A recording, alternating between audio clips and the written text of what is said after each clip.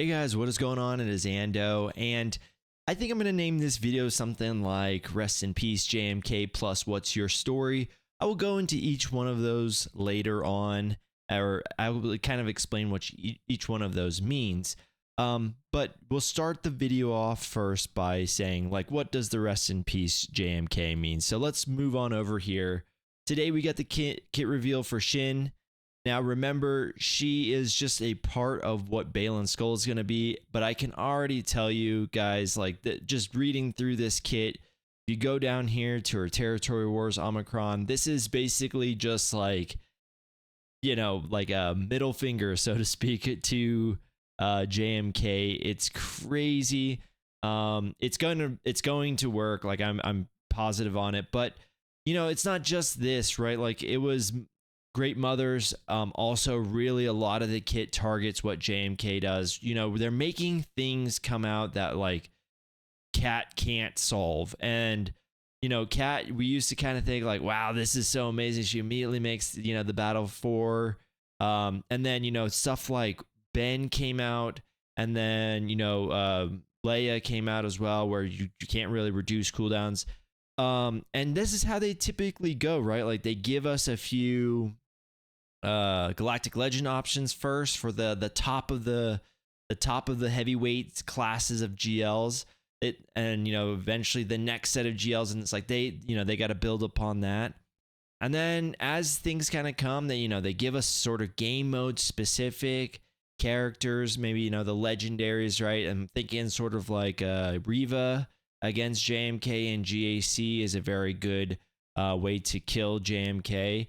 But now we've got stuff in Territory Wars, and now we've got stuff, you know, like I said, Great Mother, and now it looks like Balin Skull's, you know, mercs are going to end up doing that. But yeah, like I said, we're not going to go through the full kit reveal, but this is what I mean by, I think we're really targeting JMK. Like, within the last few weeks, the guy has seen an unprecedented amount of counters and kits that seem to be built upon, you know, kind of going against him. So anyways, that covers that section. So now the next one is going to be explain your story, or what's your story, or whatever I end up calling it.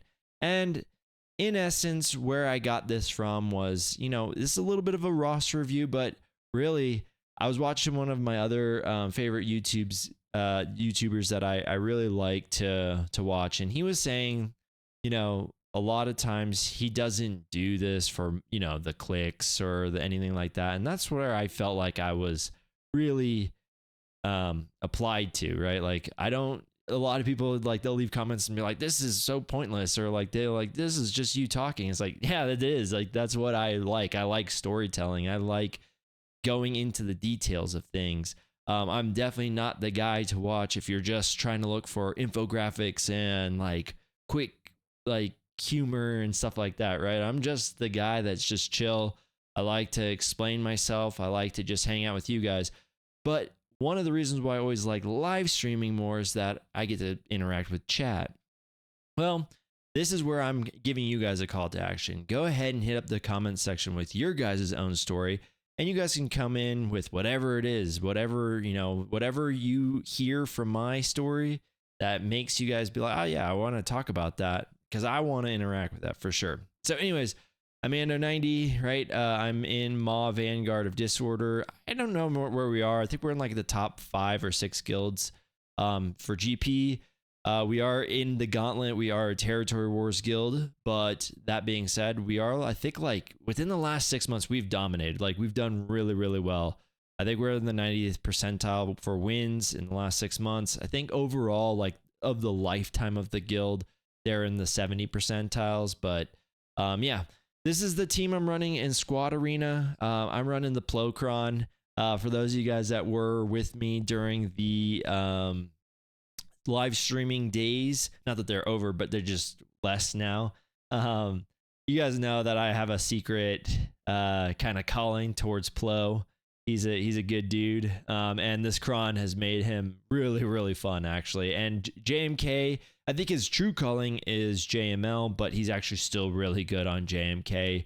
It's very easy for you to just kind of press auto. Still running Leviathan.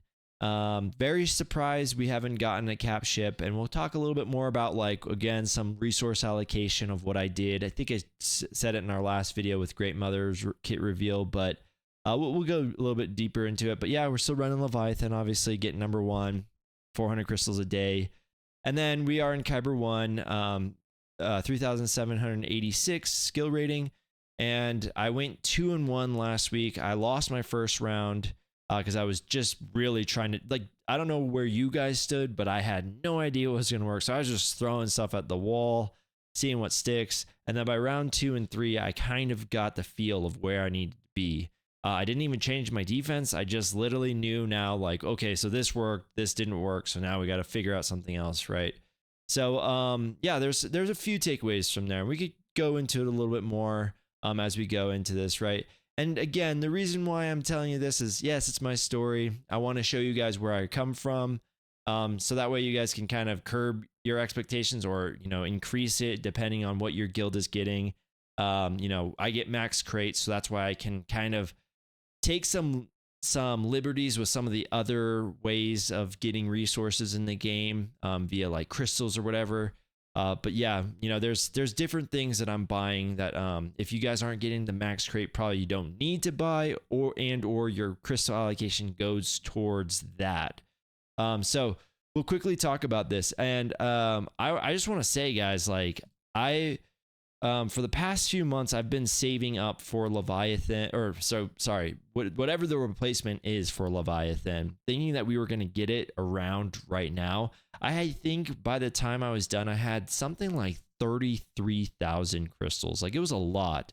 And then the Great Mother's news dropped, and I started to get the feeling that we were not going to get any sort of cap ship release.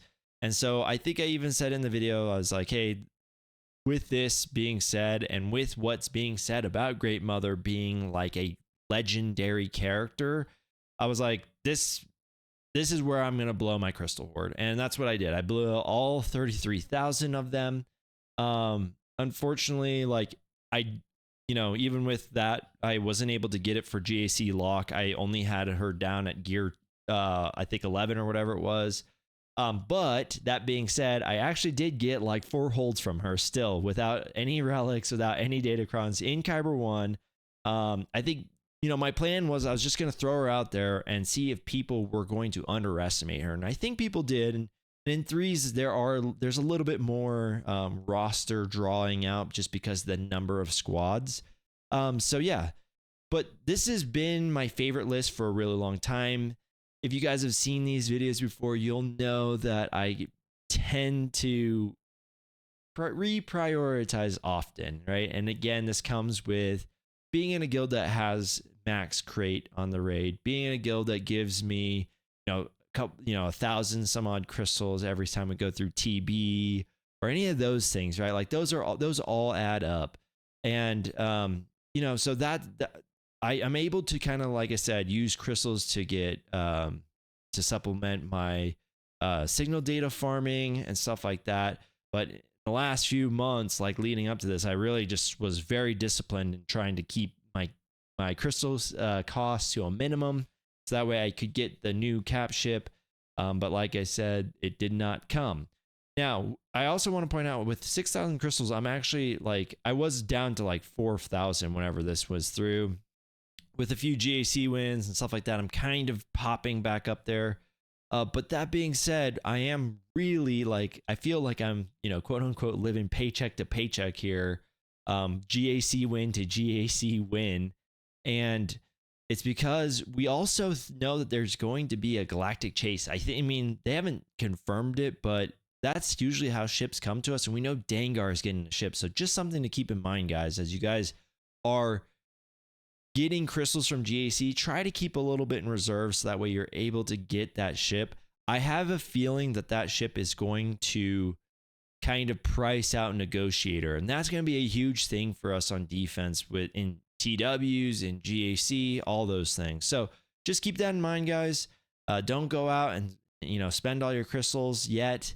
I think it's usually about 5,000 or 6,000. So keep that amount for a galactic chase. But Yeah, I've always wanted to get BKM up to Relic 8. I've thought about the Gungans on Relic 8, and I'll be honest, guys, the raid has me just in an absolute disarray sometimes. Like sometimes it's so easy, sometimes it's clean one shots and I'm through.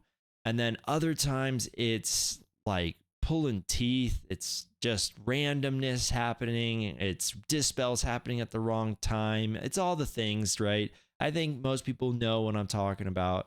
And so everyone's like, you should just bring him up to Relic 8. It's like full auto. And I'm like, I really don't know if I want to continue to invest in the raid when I'm not even sure if I'm going to be in this guild for long enough for me to recoup my prices, right? Like the prices that I have, or the investment, I should say, of my other characters. Like I understand that Gungans are really good, but man, sometimes this raid has me on the edge of like rage quitting. It's crazy.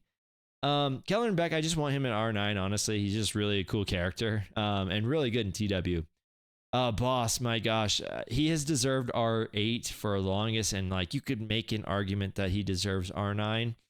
Still one of the better ships in the game, and it's a shame that I really haven't reprioritized him. For the Inquisitors, I've always wanted them at R8. They're just a really good faction, honestly. I don't love their story in the movie or like in the shows and stuff like that. They're just okay. Like, I don't know. They're just like little minions to me. They don't really ever do anything serious. But that being said, in this game, they're really, really good. They also are pretty good fixture in TB. They get you some additional get rewards. So yeah, those token rewards, they add up for sure. And then Great Mothers, right? I have some relic material over the week, but again, as you can see, it's my this is after a week of farming up my signal data with the 100s only, and then Conquest I guess gave a little bit, but yeah, I'm gonna try and get Great Mothers up. We'll see. I know I also need to get Morgan up as well, but yeah, this is the main priority is Great Mother. She's freaking awesome, and a menace and everything that is good to say. Gar Saxon, I would, and ISC, I've just wanted them at 7, honestly. Like they do good things, especially like they give you some flexibility. I'll say that. Sith Marauder wanted him at 8 just because of his fleet meta, but at this point, I might even just unfavorite him. Just doesn't seem like it's going to happen. Beast Mar, it's sort of, again, was a little bit of the Datacron that happened, but also like she's just kind of a fixture in Star Killer teams. Might as well bring her up kind of deal. And L3, she's a really good tank. Like she should be R7, just again, relic materials and such. Been farming up Night Troopers 3 refreshes a day to give me my, my anticipated farm date of them. We've got some time on these guys, right? Like it seems like Ahsoka's not releasing for another 2-ish months. So, and then yeah, Ezra Bridger, I went pretty low key on Conquest because of the crystal deficit that I was receiving. So I went 50s for most of the days, and as I started winning GACs, I kind of upped it up a little bit so I could get some more Datacrons. But yeah, that's kind of my working list right now. This was what I got with 50s most days, and then like I said, those last few days I turned it up and ratcheted it up to 100s. The big thing that I will say is I think you get a few of the Jedi stun crons. You're good. Get a few of the tank revive ones. I think you're good there. If you can get a POW cron, do it. It's really, really good as well. If you can get a Moff Gideon cron, do it. It's really good, although I think they're going to fix it at some point. And yeah, I don't know. I think the rest of it was just okay stuff. Like I've noticed that I'm just short on crons because of 3s. And like I've got all this stuff and I've got enough. It should be enough, but like you're always looking for this very specifics. So I was definitely running out of them a little bit on week 1. Anyways, guys, like I said, this is the time that you tell me your story. I told you mine.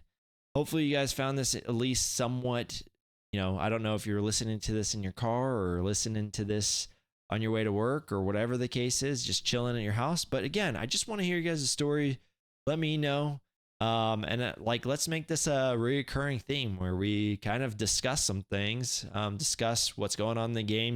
Like I said, Shin's coming to the game. We kind of knew that. We also know Marok's coming to the game. She's got a TW Omicron. I don't know if you guys think that that's interesting. But yeah, let me know what you guys think, guys. And appreciate it. And we'll see you guys in the next one.